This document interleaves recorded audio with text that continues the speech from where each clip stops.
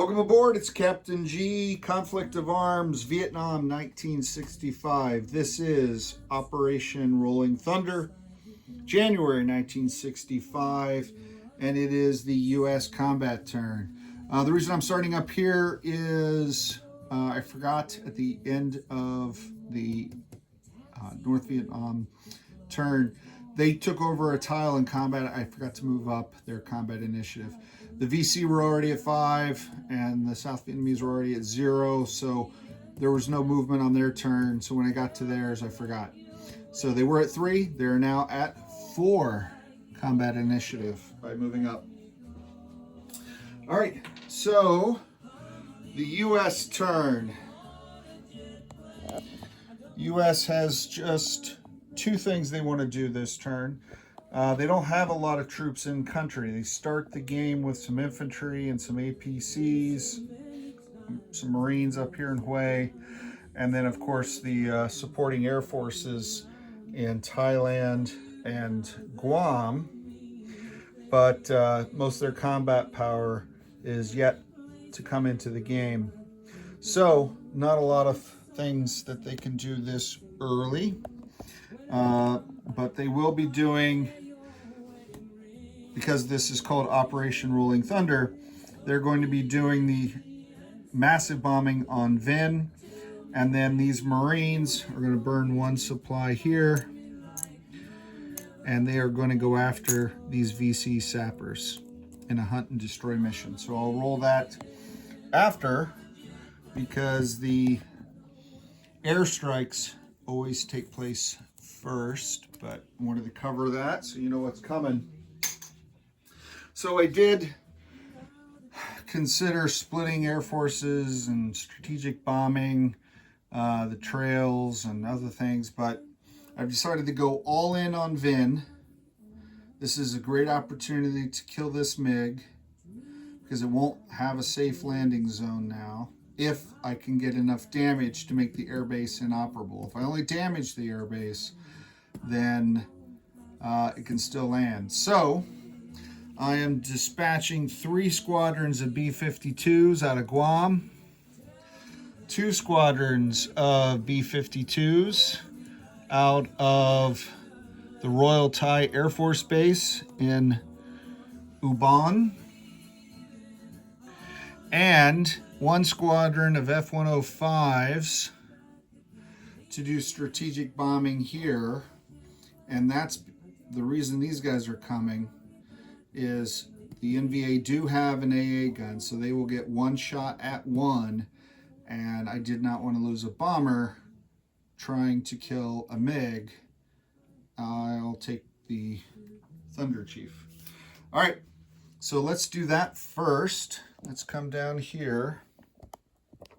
Now, strategic bombers, B-52s hit at 5s, and fighters hit at 3, except, I figure I'll cover this real quick. If you bomb in a city, it's -1. And if you bomb in a jungle tile, any of these, tiles with trees on them, then it's -1. So no penalty for bombing these empty zones, but -1 for it's the forest, not the mountains. So -1 for the foliage, -1 for the city. All right? Just like regular combat, the rules are consistent and smart that way. So what I'm going to roll first, the Thunder Chief comes in at a 3 for strategic bombing. So -1 to the city, so he's at a 2. And I'm going to go ahead and roll the AA for the North Vietnamese at the same time. This is a simultaneous. Okay, see if we get any damage, and then I'll roll all the B-52s. All right, so that's a 2. So the AA missed, and the Thunder Chief also missed. So no damage in Vinh. Now I have 5 B-52s. They hit at 5s, so with the -1, they all hit on 4s. Whatever value, 4 or less, that they do hit on is how much damage they cause. So here they come. Uh-oh. I gotta re-roll one. Where'd it go? 1, 2, 3, 4, 5. Okay, I think I hit one of the dice. All right, I'll get that out of the way. So, oh no, this is terrible. 5, 6, those are misses. All right, 2, this isn't so bad. 3, and a 4. So these are all hits. 4 plus 3 is 7, plus 2 is 9. Outstanding. So a 3 damage would make the airbase inoperable. And beyond that, I can place other damage on other folks with the max damage of an airbase, I believe it's 7. So maybe that was OP, but I love that. So I'm going to go ahead and land these guys because this is strategic bombing. They're going to land in Guam and Thailand, which are not bases that the communists can do anything about. And they have no more air. All right, so I have 9 damage. I'm going to go ahead and put 1, 2, 3, 4, 5, 6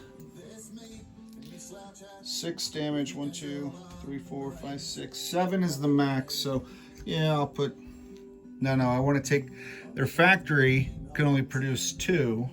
So I will max out the airbase. 1, 2, 3, 4, 5,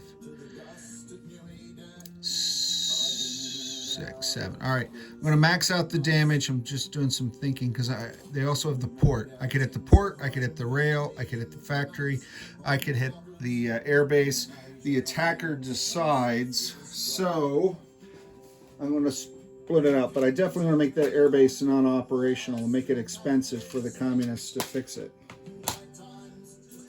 So I'm going to do 1 on the railroad. And then 2, 3, 4, 5, 6. 1, 2, 3, 4, 5, 6. I'm going to do 6 on the airbase. So they have to repair at least 4 to put it back into operation because 3 makes it inoperable. So 6 plus 1 is 7. I have 2 more damage. And I'm going to put those 2 on the factory, which means the NVA won't be able to produce anything at that factory this turn. Ooh, look at the power of the U.S. Air Force. I'm not trying to drop napalm on jungle. I'm bombing cities. I'm good at that. I had all of World War II to perfect that. Outstanding. I'm happy. And the most importantly, the AA missed. All right, so take off my very, very awesome HBG strategic bombing dice. And let's just move smartly to the Marine attack. The Marines are attacking at 3, and the defending VC is at a 2. One round. See if we can hunt down and kill some VC sappers. Wow, what are the odds of that? 8, 8, 8. So sadly, that's a miss, and those Marines stay there as in the sappers here, and that's it. Those are the only combat actions for the U.S. this turn. So in the next video, it'll be the Republic of South Vietnam. This is Captain G, over and out.